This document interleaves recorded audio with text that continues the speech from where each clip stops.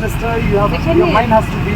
Reservation There must be a means, clarity on your mind. reservation means what? Reservation means number one, petty office memorandum. That's what you do. No.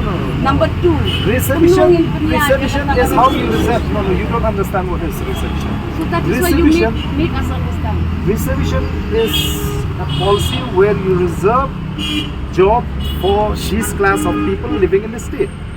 That is reservation. That is what the Okay, policy says. so the ratio in the present reservation is 40% for the Garos and 40% for the Khasis and 20 for others, right? So we find that this policy is not okay in the sense that it is not proportionate in terms of population structure. We are more, the Khasis are more than Garos by 15%, by 19%.